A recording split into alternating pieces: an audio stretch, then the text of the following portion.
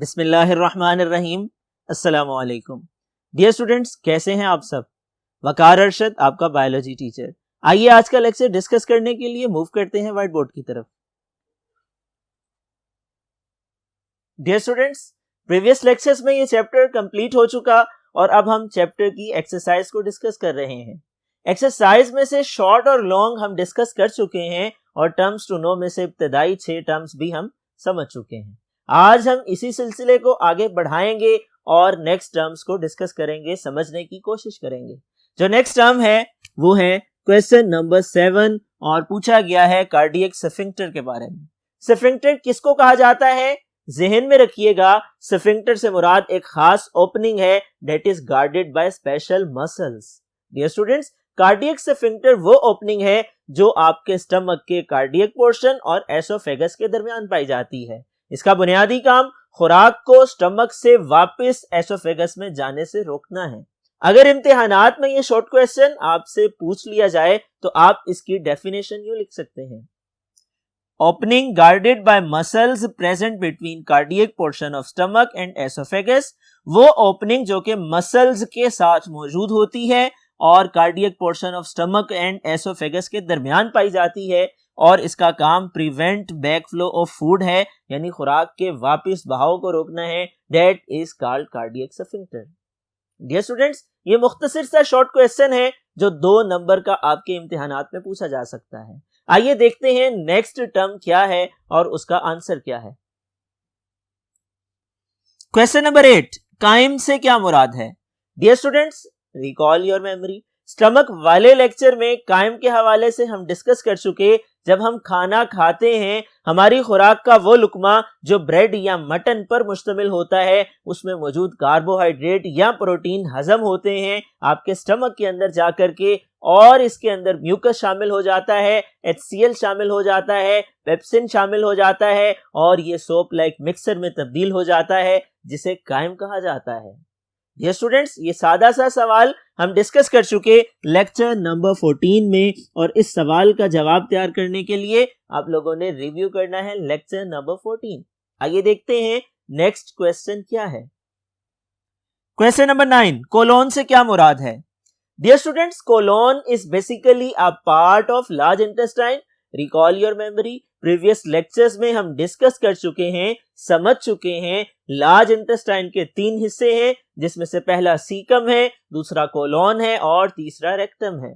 Colon की बात की जाए तो जब खुराक स्मॉल इंटेस्टाइन में हजम होने के बाद लार्ज इंटेस्टाइन में मूव करती है तो यहाँ पर दाखिल होने के बाद इसमें मौजूद जितना पानी है, जिस्म की जरूरत है, बॉडी की नीड है, मेटाबॉलिज्म की रिक्वायरमेंट है, वो रीअब्सॉर्ब हो जाता है। बकिया सॉलिड फीसिस रह जाते हैं जो कि रेक्टम में ट्रांसफर कर दिए जाते हैं, वहां इकट्ठे कर दिए जाते हैं और जब वो ओवरलोड हो जाता है, एक सिंपल रिफ्लेक्स एक्शन के जरिए से फीसिस को जिस्म से खारिज कर दिया जाता है। डियर स्टूडेंट्स, अगर ये सवाल आपसे पूछ लिया जाए तो इसका जवाब आप यूं लिख सकते हैं: it is a second part of large intestine. ये लार्ज इंटेस्टाइन का दूसरा हिस्सा है, इन विच वाटर रीअब्सॉर्ब, जिसके अंदर पानी जज़ब होता है, एंड सॉलिड वेस्ट रिमेन्स, और सॉलिड वेस्ट बाकी रह जाते हैं जिनको हम फीसिस कहते हैं। डियर स्टूडेंट्स, आइए देखते हैं नेक्स्ट क्वेश्चन क्या है और उसका आंसर क्या है। Dear students, the next term is question number 10 और कॉन्स्टिपेशन से मुतालिक सवाल है। कॉन्स्टिपेशन कब्ज को कहा जाता है और कब्ज से मुराद एक ऐसी खराबी है जिससे मुतासिरा शख्स इस काबिल नहीं होता कि उसके जिस्म में खुराक सही तरह से हजम हो और खुराक हजम होने के बाद सॉलिड वेस्ट जिस्म से खारिज हो सके। दरअसल इससे मुतासिरा शख्स में वाटर रीअब्सॉर्प्शन बहुत ज्यादा होती है और जो सॉलिड वेस्ट है, जो फीसिस हैं, वो बहुत ज्यादा हार्ड डिपॉजिट्स में तब्दील हो जाते हैं और उनको निकालने में, जिस्म से खारिज करने में दुश्वारी का सामना करना पड़ता है। इसकी वजह डाइट पैटर्न की खराबी भी हो सकती है, माल न्यूट्रिशन भी हो सकती है, हाइजेनिक कंडीशंस को फॉलो ना करना भी हो सकती है और ट्यूमर भी हो सकता है। ये स्टूडेंट्स, इसका सवाल अगर डेफिनेशन की फॉर्म में आपसे पूछ लिया जाए, आप लिख सकते हैं it is a condition in which a sufferer face difficulty to remove hard faeces. Dear students, इसके बाद आइए देखते हैं अगला सवाल क्या है। क्वेश्चन नंबर 11, डायरिया से क्या मुराद है? डियर स्टूडेंट्स, कॉन्स्टिपेशन की डेफिनेशन को हम प्रीवियस लेक्चर्स में डिस्कस कर चुके हैं, जहन में रखिएगा। और अगर इस डेफिनेशन को आपने तैयार करना है तो आप रिव्यू कर सकते हैं लेक्चर नंबर 17 को। और क्वेश्चन नंबर 11 में डायरिया से मुतल्लिक पूछा गया है। डायरिया क्या है? डायरिया भी डाइजेस्टिव सिस्टम का एक डिसऑर्डर है, खुराक के हाजमे के निजाम की एक खराबी है, जिसके नतीजे में मुतासिरा शख्स का डाइजेस्टिव सिस्टम इस काबिल नहीं रहता है कि वाटर रीअब्सॉर्ब कर सके और सॉलिड वेस्ट लिक्विड फॉर्म में तब्दील हो जाता है, लूज बाउल मूवमेंट्स होती हैं और मुतासिरा शख्स कमजोर हो जाता है, जिस्म में पानी की कमी हो जाती है। इसकी वजह भी काफी मिकदार में साफ पानी का मुयस्सर ना होना है। इसकी वजह भी काफी मिकदार में खुराक जो कि साफ हो और पाकीज़ा हो उसका मुयस्सर ना होना है। इसकी वजह भी हिफ्ज़ाने सेहत के असूलों पर अमल ना करना है।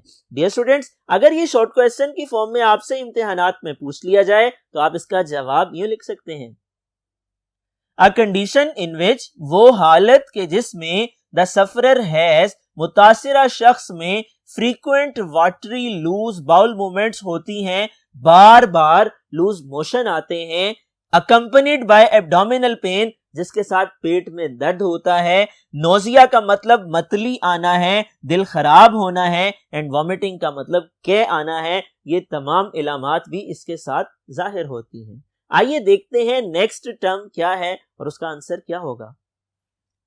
क्वेश्चन नंबर 12 डाइटरी फाइबर से मुतल्लिक है और डाइटरी फाइबर से क्या मुराद है? Recall your memory, previous lectures में हम डिस्कस कर चुके। इनको रफेज भी कहा जाता है। ये खुराक के ऐसे अज्जा हैं जो हमें पौधों से डायरेक्टली हासिल होते हैं या एनिमल्स के मीट के जरिए हमारे जिस्म का हिस्सा बनते हैं। डियर स्टूडेंट्स, ये ऐसे कंपोनेंट्स हैं ह्यूमन फूड के जो इनडाइजेस्टेबल होते हैं, हजम नहीं होते हैं, बगैर हजम हुए जिस्म से निकाल दिए जाते हैं। ये ब्लड कोलेस्ट्रॉल लेवल को कम करते हैं, ब्लड शुगर लेवल को कम करते हैं और कॉन्स्टिपेशन से रिलीफ देते हैं। अगर ये शॉर्ट क्वेश्चन आपसे पूछ लिया जाए, आप इसका जवाब यूं लिख सकते हैं, the part of food in human, इंसानों की खुराक का वो हिस्सा, that is indigestible, जो हजम नहीं होता, and found only in plant foods, और प्लांट की फूड से हमें हासिल होता है, help lowering blood sugar and cholesterol level, blood में शुगर और कोलेस्ट्रॉल लेवल को कम करता है, that is called dietary fiber। आप यहाँ पर एड ऑन कर सकते हैं, डाइटरी फाइबर की दो टाइप्स हैं जो कि soluble और insoluble हैं। डियर स्टूडेंट्स, आइए देखते हैं नेक्स्ट क्वेश्चन क्या है। क्वेश्चन नंबर 13, डाइजेशन से क्या मुराद है? डाइजेशन एक टर्म, एक इस्तिलाह है जो इस्तेमाल होती है ये बताने के लिए कि जो खाना हम खाते हैं ये जिस्म में जाता है, जाने के बाद छोटे छोटे पीसेस में डिवाइड हो जाता है, कम्प्लेक्स सब्सटेंसेस सिंपल सब्सटेंसेस में तब्दील हो जाते हैं। इस अमल को डाइजेशन या हजम होना कहते हैं। डियर स्टूडेंट्स, आप लोगों ने ये टॉपिक समझ लिया है। प्रीवियस लेक्चर्स में हमने ये डिस्कस किया था कि न्यूट्रिशन इन ह्यूमन की बात की जाए उसके 5 फेजेस हैं, जिसमें पहला इंजेशन है और दूसरा डाइजेशन है। डाइजेशन की डेफिनेशन क्या है इसको आप नोट डाउन करने के लिए, याद और तैयार करने के लिए रिव्यू कर सकते हैं लेक्चर नंबर 13। आइए देखते हैं नेक्स्ट क्वेश्चन क्या है। क्वेश्चन नंबर 14, ड्यूडेनम से क्या मुराद है? डियर स्टूडेंट्स, इंतहाई आसान और सादा सवाल पूछा गया है, ड्यूडेनम किसे कहते हैं आपको मालूम होना चाहिए। हम ये पिछली क्लासेस में डिस्कस कर चुके। स्मॉल इंटेस्टाइन का पहला हिस्सा ड्यूडेनम कहलाता है और ड्यूडेनम में 3 तरह के केमिकल्स मौजूद होते हैं जिन्हें बाइल का नाम दिया जाता है, पैंक्रियाटिक जूस कहा जाता है और इंटेस्टाइनल जूस का नाम दिया जाता है। और इन तीनों केमिकल्स का काम खुराक में मौजूद प्रोटीन और कार्बोहाइड्रेट को और दूसरे ग़िज़ाई अज्जा को, लिपिड्स के मॉलिक्यूल को हजम करना है। डियर स्टूडेंट्स, आइए इसके जवाब को भी डिस्कस कर लेते हैं कि इम्तिहानात में पूछे जाने पर इस सवाल का जवाब आप यूं लिख सकते हैं, first portion of small intestine का पहला हिस्सा दैट इज 25 सेंटीमीटर लॉन्ग, जो कि 25 सेंटीमीटर लंबा होता है and helps in digestion of food, और खुराक को हजम करने में मदद देता है, that is called duodenum. Dear students, आप इसमें ऐड ऑन कर सकते हैं duodenum contain 3 types of chemical that are bile, pancreatic juice and intestinal juice. आइए देखते हैं नेक्स्ट टर्म्स क्या हैं और उनके आंसर्स क्या हैं। Dear students, the next term is 15। Emulsification से क्या मुराद है?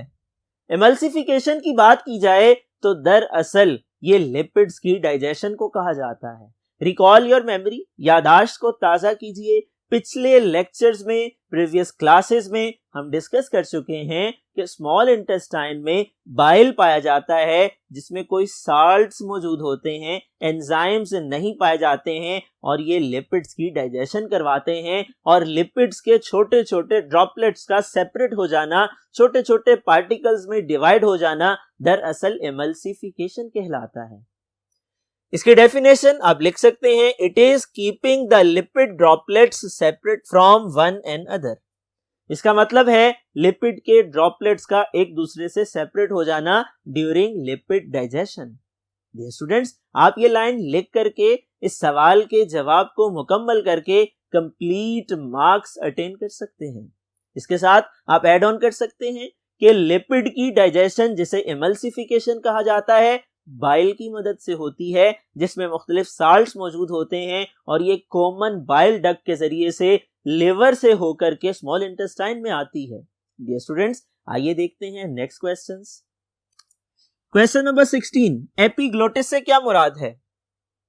Dear students, recall your memory, previous lectures में जब हमने डाइजेस्टिव सिस्टम को डिस्कस किया, डाइजेस्टिव सिस्टम के अंदर फेरेंक्स एंड एसोफेगस में हमने जब स्वेलोइंग और पेरिस्टाल्सिस को समझने की कोशिश की, वहां पर हमने ये डिस्कस किया था कि आपकी सांस की नाली का इब्तदाई हिस्सा, जहां से वो खुराक की नाली से अलग हो जाती है, लैरिंक्स कहलाता है। लैरिंक्स के फ्लोर को ग्लोटिस कहा जाता है। ग्लोटिस के ऊपर एक लेड लाइक स्ट्रक्चर होता है, कार्टिलेज का बना हुआ स्ट्रक्चर होता है, जिसको एपिग्लोटिस कहा जाता है, और ये खुराक के जर्रात को सांस की नाली में विंड पाइप में जाने से रोकता है। अगर ये शॉर्ट क्वेश्चन आपसे पूछ लिया जाए, आप इसका जवाब यूं लिख सकते हैं, it is a flap of cartilage. Cartilage का बना हुआ ये एक पीस है, एक फ्लैप है, एक टिश्यू है, that lies above the glottis, जो कि ग्लोटिस के ऊपर होता है, and helps prevent the food entry in wind pipe, और खुराक को सांस की नाली में जाने से रोकता है। डियर स्टूडेंट्स, आइए देखते हैं next question. Question number 17, famine से क्या मुराद है? इंतहाई सादा सवाल है, बेसिक डेफिनेशन पूछी गई है। फेमाइन को उर्दू में कहत कहा जाता है। रिकॉल योर मेमोरी, फेमाइन की डेफिनेशन हम डिस्कस कर चुके। दरअसल फेमाइन या कहत से मुराद किसी इलाके में रहने और बसने वाले लोगों के लिए वहां मौजूद खुराक का नाकाफी हो जाना है। आप इसकी डेफिनेशन यूं लिख सकते हैं, the lack of enough food to feed all people living in an area.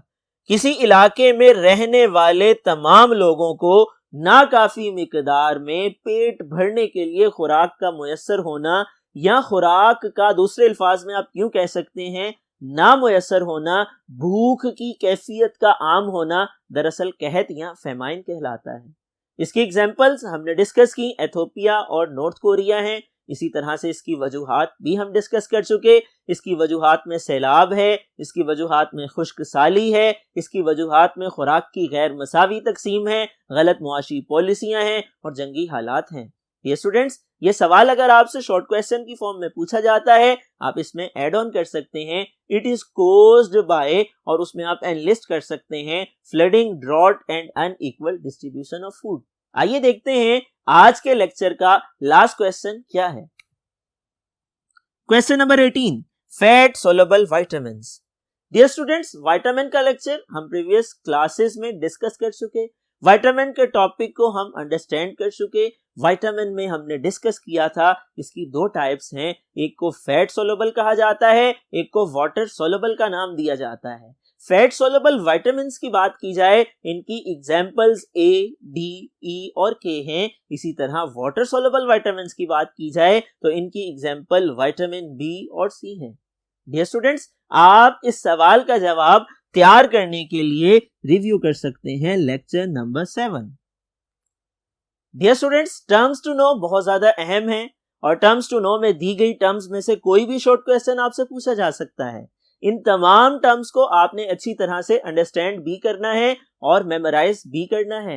Memorise करने का या लर्न करने का बेहतरीन तरीका नोट डाउन करना है। आज के लेक्चर को अटेंड करने के बाद सबसे पहला काम जो आपने करना है वो इस लेक्चर को, इसमें दी गई टर्म्स को, उनके आंसर्स को अपनी नोटबुक पे नोट डाउन करना है। डियर स्टूडेंट्स, ये तमाम टर्मिनोलॉजीज आपको अच्छी तरह से याद होनी चाहिए क्योंकि इन टर्म्स में से भी शॉर्ट क्वेश्चन बन सकते हैं, ऑब्जेक्टिव टाइप पोर्शन का हिस्सा बन सकते हैं, आपके एग्जामिनेशन का पार्ट बन सकते हैं। और अगर आपको ये अच्छी तरह से तैयार होंगे, इनमें से दिया गया कोई भी सवाल आप अच्छी तरह से अटेंड कर पाएंगे और इम्तिहानात में अच्छे नंबर हासिल करने में कामयाब होंगे। मुझे उम्मीद है आप टीचर की इंस्ट्रक्शंस को फॉलो करेंगे और इम्तिहानात में अच्छे नंबर हासिल करेंगे। डियर स्टूडेंट्स, अगले लेक्चर तक के लिए अपना ख्याल रखिएगा। अल्लाह हाफिज।